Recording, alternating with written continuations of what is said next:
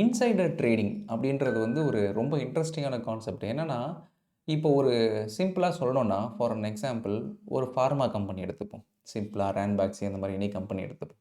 இந்த எல்லா கம்பெனிக்குமே ஒரு சென்சிட்டிவ் இன்ஃபர்மேஷன் எதுல இருக்குன்னா, ஃபார்மா கம்பெனில FDA அப்ரூவல்லாம் சொல்லுவாங்க இல்லையா? ஓகே இந்த அமெரிக்கன் கம்பெனி வந்து இந்த ட்ரக்குக்கு அப்ரூவல் குடுத்துருச்சு அப்படின்னா, அமெரிக்கன் மார்க்கெட்ல அந்த கம்பெனி அந்த பர்ட்டிகுலர் ப்ராடக்ட்ட செல் பண்ணி நெறைய ப்ராஃபிட் எடுக்கலாம். ஏன்னா, அமெரிக்கன் மார்க்கெட் வந்து ஒரு பெரிய மார்க்கெட். எக்ஸ்பென்சிவா இருக்கிற ஒரு மெடிக்கல் செக்மெண்ட் அங்க. ஸோ, ஒரு கம்பெனிக்கு FDA அப்ரூவல் வரப்போது அப்படின்னு தெரிஞ்சிருச்சுன்னா, அந்த கம்பெனில வொர்க் பண்ற ஒரு சீனியர் எக்ஸிக்யூட்டிவ்க்கு இந்த இன்ஃபர்மேஷன் தெரிஞ்சிருச்சுன்னா, நாளைக்கு அந்த இன்ஃபர்மேஷன மீடியால பப்ளிஷ் பண்ண போறாங்க அப்படின்னா, அந்த எக்ஸிக்யூட்டிவ் அவரோட ரிலேட்டிவ் வச்சு அவங்களோட டீமேட் அக்கவுண்ட்லயோ, இல்ல அவரோட தெரிஞ்ச ஒரு பெர்சன் மூலியமாவோ இந்த ஷேர் பிரைஸ் இப்போ வாங்கிட்டு, ஏன்னா நாளைக்கு இந்த நியூஸ் வெளிய போச்சுன்னா ஷேர் பிரைஸ் இன்க்ரீஸ் ஆகும். நெறைய பேர் வாங்க ஆரம்பிப்பாங்க. அந்த டைம்ல நம்ம வித்துறலாம். ஸோ ஷார்ட் ஸ்பேன் ஆஃப் டைம்ல ஒரு பெரிய ப்ராஃபிட் வரும் அப்படின்றது தான் இந்த இன்சைடர் ட்ரேடிங்கே. ஸோ ஆல்ரெடி சென்சிட்டிவ் இன்ஃபர்மேஷன் தெரிஞ்ச ஒருத்தவங்க, அந்த இன்ஃபர்மேஷன் பப்ளிக்கா ஆகுறதுக்கு முன்னாடி அத பேஸ் பண்ணி ஒரு ட்ரேட் எடுத்துட்டாங்கன்னா, அவங்க they are not supposed to take as per SEC இல்ல SEBI இந்த மாரி கைட்லைன்ஸ் படி அத எடுக்கக்கூடாது. அது வந்து சீரியஸான ஒரு அஃபென்ஸ். பட் இத வந்து வெளிய தெரியாம நெறைய ஆப்பரேஷன்ஸ் பண்ணிட்டு இருக்காங்க. நெறைய எக்ஸிக்யூட்டிவ்ஸும் பண்ணிட்டு இருக்காங்க. ஏதாவது ஒரு இன்வெஸ்டிகேஷன் பண்ணா மட்டும் தான் இது வெளியே தெரியுது. இல்லன்னா அவ்வளோ சீக்கிரத்தில அத ட்ராக் பண்ணி கண்டுபிடிக்க முடியாது. இந்த மாரி சீனியர் எக்ஸிக்யூட்டிவ்ஸ் நெறைய பேரு மில்லியன்ஸ் ஆஃப் ப்ராஃபிட்ஸ் எடுக்குறாங்க. நெறைய சென்சிட்டிவ் இன்ஃபர்மேஷன் அவங்களுக்கு தெரியறதுனால. பட் இதுவே கிரிப்டோல பண்ண முடியுமா? நான் கிரிப்டோல அந்த மாரி ஒரு கம்பெனி பேக்டு, பிசினஸ் பேக்டு எதுவுமே இல்ல இல்லையா? ஒரு பிசினஸ் விஷயம் ஏதாவது நடந்தா தான், ஓகே அந்த இன்ஃபர்மேஷன் வெளிய தெரியும். நியூஸா வரும். அத பேஸ் பண்ணி வாங்கலாம். பட் கிரிப்டோல இந்த மாரி இன்சைடர் ட்ரேடிங் பண்ண முடியுமான்னா, ஆக்சுவலி ஒருத்தர் பண்ணியிருக்காரு. இஷான் வாஹி அப்படின்ற ஒரு இந்தியன் பண்ணியிருக்காரு இத்தனைக்கும். ஆல்மோஸ்ட் ஒரே வருஷத்துல $1,000,000 கிட்ட ப்ராஃபிட் எடுத்திருக்காரு. 8,00,00,000க்கு மேல. ஸோ இது எப்படி பண்ணாரு? அதோட ஓவரால் கடைசியா அவர் எப்படி மாட்னாரு? அத பத்தி தான் இந்த டீட்டெயில் வீடியோல பார்க்க போறோம். இந்த இஷான் வாகிய பத்தி பார்க்கறதுக்கு முன்னாடி ஓவராலா கிரிப்டோல இந்த காயின்ஸ்லாம் எப்படி லிஸ்ட் ஆகுது அப்படின்றத புரிஞ்சுக்கணும். சரி கிரிப்டோல பொறுத்தவரைக்கும் டெல்டா எக்ஸ்சேஞ்ச், பினான்ஸு, இல்ல காயின் பேஸு, குக்கு இந்த மாரி நெறைய டிஃபரெண்ட் எக்ஸ்சேஞ்சஸ் இருக்கு. இந்த எக்ஸ்சேஞ்ச் இந்த எக்ஸ்சேஞ்சஸ்லலாம் வந்து நெறைய டிஃபரெண்ட் டிஃபரெண்ட் காயின்ஸ் லிஸ்ட் ஆயிருக்கும். அந்த காயின்ஸ யார் வேணாலும் பர்ச்சேஸ் பண்ணிக்கலாம். அந்த எக்ஸ்சேஞ்ச்ல அக்கவுண்ட் வச்சிருக்கவங்க.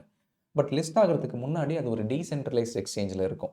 அந்த ஒரு ஹைப்பர் லிக்விட், டெக்ஸ்ன்ற மாரி நெறைய பிளாட்ஃபார்ம்ஸ்ல டீசென்ட்ரலைஸ்டா இருக்கும். அந்த இடத்துல பார்த்தீங்கன்னா, பெரிய டிமாண்ட் இருக்காது. ஏன்னா, அந்த இடத்துல நெறைய காயின்ஸ் இருக்கு. ஆயிரக்கணக்கான காயின்ஸ் இருக்கு. ஸோ, அத யார் வேணாலும் வாங்கி வச்சிருப்பாங்க. அதுல ஏதாவது ஒரு சில ப்ராஜெக்ட்ஸ் ரொம்ப நல்லா போயிருக்கு, இல்ல நெறைய டிமாண்ட் வருதுன்னா, அவங்க என்ன பண்ணுவாங்கன்னா, இந்த மாரி பினான்ஸ் இந்த மாரி லார்ஜர் பிளாட்ஃபார்ம்ஸ்ல லிஸ்ட் பண்ணுவாங்க.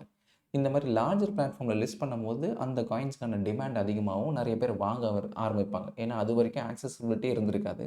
சடனா இப்ப ட்ரம்ப் மாரி ஒரு காயின் வருதுன்னு வச்சுக்கோமே, அந்த ட்ரம்ப் காயின் வந்து பினான்ஸ்ல வரும்போது, எல்லாரும் அத பத்தி பேசும்போது, நானும் வாங்கணும்னு நெனச்சு நெறைய பேர் உள்ள வருவாங்க இல்லையா?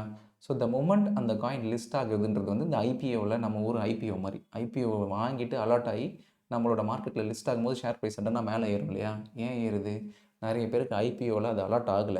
அதனால எனக்கு இப்ப அந்த ஷேர் பிரைஸ் எப்படியாவது வாங்கி ஆகணும்னு சொல்லி லிஸ்ட் ஆகுற அன்னைக்கு ஓடி போய் வாங்குவாங்க. ஸோ டிமாண்ட் அதிகமாகும். அதே தான் வந்து இந்த கிரிப்டோ காயின்ஸ். நெறைய காயின்ஸ் வந்து இந்த மாரி எக்ஸ்சேஞ்சில லிஸ்ட் ஆன உடனே ஷார்ட் ஸ்பேன் ஆஃப் டைம்ல சடனா மேல பறக்க ஆரம்பிச்சுரும். ஏன்னா அதுக்கான டிமாண்ட் அதிகமா இருக்கும். இத வந்து அந்த எக்ஸ்சேஞ்சில வொர்க் பண்ற ஒருத்தர், காயின் பேஸ் எக்ஸ்சேஞ்சில வொர்க் பண்ற ஒருத்தர் தான் இஷான் வாயி. அவரு இத ட்ராக் பண்ணிட்டே இருக்காரு. நம்ம ஏன் வந்து இத வச்சு ப்ராஃபிட் எடுக்கக்கூடாது? ஏன்னா, அவரு சீனியர் ப்ராடக்ட் மேனேஜரா இருக்காரு. எந்தெந்த காயினு எப்ப லிஸ்ட் ஆக போகுதுன்ற ஃபுல் இன்ஃபர்மேஷன் இவருக்கு தெரிஞ்சிருக்கு. ஸோ, இத பேஸ் பண்ணி நம்ம எப்படியாவது ப்ராஃபிட் எடுக்கணும்னு அவரு ஒரு பிளான் பண்றாரு. அவரோட பிளான் என்னன்னா சிம்பிள். இந்த காயினு இந்த காயின் பேஸ்ன்ற ஒரு மேஜர் பிளாட்ஃபார்ம்ல லிஸ்ட் ஆகுறதுக்கு முன்னாடி மத்த நார்மல் பிளாட்ஃபார்ம்ஸ்ல இருக்கும். டெக்ஸ் பிளாட்ஃபார்ம்ஸ்ல. ஸோ, அந்த டெக்ஸ் பிளாட்ஃபார்ம்ஸ்ல யார் வேணாலும் என்ன ஒரு ஒரு வாலெட் மாரி கிரியேட் பண்ணி, அதில டிரான்சாக்ட் பண்ணிக்கலாம். வாங்கி வச்சுக்கலாம் அந்த காயின்.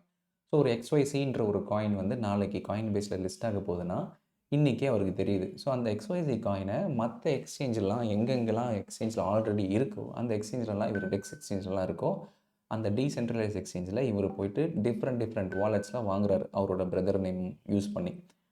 ஸோ, இத வந்து கன்டினியூஸா 1 நாள், 2 நாள் இல்ல. ஃபர்ஸ்ட்டு ஒரு காயின் லிஸ்ட் ஆகுது.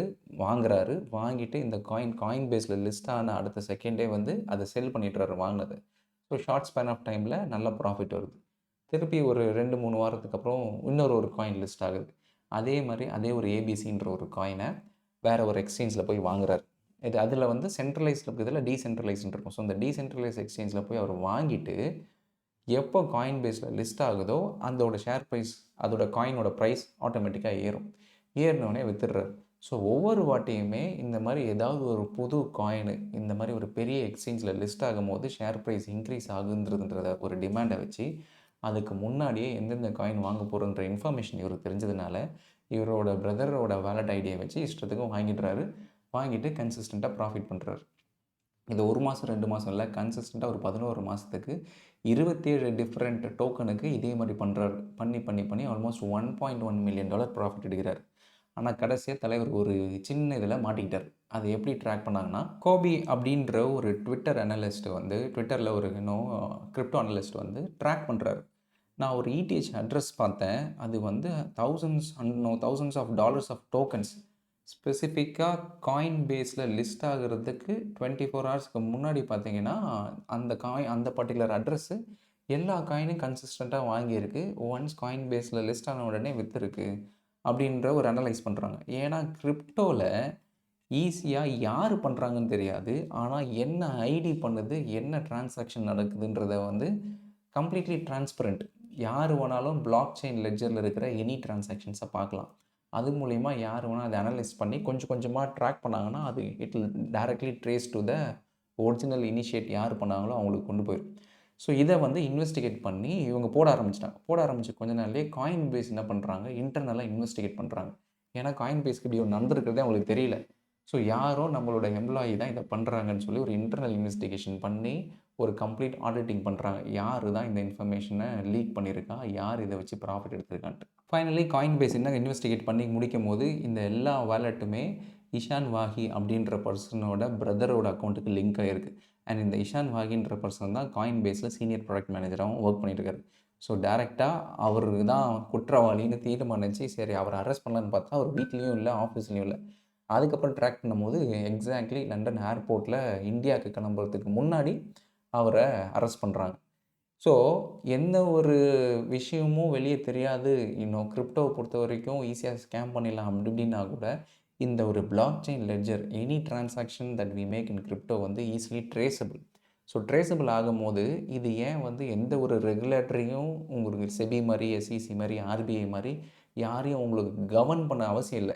ஏன்னா இது எல்லாமே எல்லாருக்குமே ஆக்சசபிளாக இருக்கிறதுனால யார் வேணாலும் இதை இன்வெஸ்டிகேட் பண்ணி யார் வேணாலுமே ஈஸியாக ட்ராக் பண்ணிடலாம்.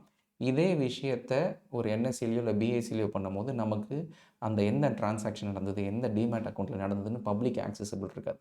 பட் கிரிப்டோவில் இது எல்லாருக்குமே ஆக்சசபிளாக இருக்கிறதுனால யார் தப்பு பண்ணாலும் ஈஸியாக கண்டுபிடிச்சிடலாம். கடைசியாக இந்த கோர்ட்டுக்கு போய் இவருக்கு 2 வருஷம் ஜெயில் பிரிசனு ப்ளஸ் இவரோட பிரதர் கூட இருந்ததுனால கூட்டு களவாணி அவனுக்கும் ஒரு 10 மாதம் ஜெயில் தண்டனை. அது இல்லாமல் இவங்க 2 பேர் இல்லாமல் இந்த இன்ஃபர்மேஷன் யூஸ் பண்ணி இவரோட ஃப்ரெண்டு வேறு ட்ரேட் பண்ணியிருக்காங்க.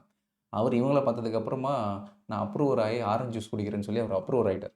பட் SEC இன்வெஸ்டிகேஷனோ இல்லை இந்த மாதிரி ஒரு செபி மாதிரி ஒரு எந்த ஒரு பாடியுமே உள்ளே இன்டர்ஃபியர் ஆகாமல் ஓவரால் இந்த பிளாக் செயின் எந்தூசியாசிஸ்ட் யாரெல்லாம் இந்த கிரிப்டோவில் ஆக்டிவாக இருக்காங்களோ, இன்வெஸ்டிகேட் பண்ணுவாங்களோ, அனலைஸ் பண்ணுவாங்களோ அவங்களே இறங்கி யார் இதெல்லாம் பண்ணா அப்படின்றத ட்ராக் பண்ணி அதை ஃபைனல் பண்ணியும் கடைசியில் அந்த ஆளை ஜெயிலுக்கே அனுப்பிச்சிட்டாங்க. ஸோ இந்த அளவுக்கு ஒரு டிரான்ஸ்பரன்சி இருக்கிறதுனால தான் வந்து இந்த ஒரு ஓவரால் கிரிப்டோ இண்டஸ்ட்ரி வந்து மல்டி மில்லியன் இல்லாமல் மல்டி பில்லியன் தாண்டி இப்போ ட்ரில்லியனை தாண்டி போயிட்டு இருக்கிறதுக்கான ரீசன் இதோட அதுக்கு பின்னாடி இருக்கிற அந்த டெக்னாலஜி ஆக்சசபிளாக இருக்கிறது தான். இந்த விஷயம் ரொம்பவே இன்ட்ரெஸ்டிங்காக இருந்ததுனால I thought it's better to share with every one. ஓவராலாக கிரிப்டோனாலே ஒரு ஸ்கேம்ன்றதை தாண்டி கிரிப்டோவில் ஏகப்பட்ட பேர் நிறைய விஷயம் ஏமாந்து போகிறாங்கன்றதை தாண்டி அது நிறைய லெவரேஜ் இருக்குது, அதில் பெருசாக ப்ராஃபிட் பண்ண முடியாதுன்றதை தாண்டி அதுக்கு பின்னாடி இருக்கிற அந்த டெக்னாலஜியை யூஸ் பண்ணி நிறைய விஷயம் நிறைய அப்ளிகேஷன்ஸ்லாம் இப்போ பில்ட் பண்ணிகிட்ருக்காங்க. Probably next 5 years 10 years down the லைனில் AI ப்ளஸ் இந்த கிரிப்டோ இது ரெண்டுமே சேரும் போது இதுக்கப்புறமா வரப்போகிற டெவலப்மெண்ட்ஸ்லாம் ரொம்பவே பெட்டராக இருக்கும்னு நினைக்கிறேன். This is what I want to convey. So some other வீடியோவில் சம் அதர் டாப்பிக்கில் I'll see you guys next time. Bye.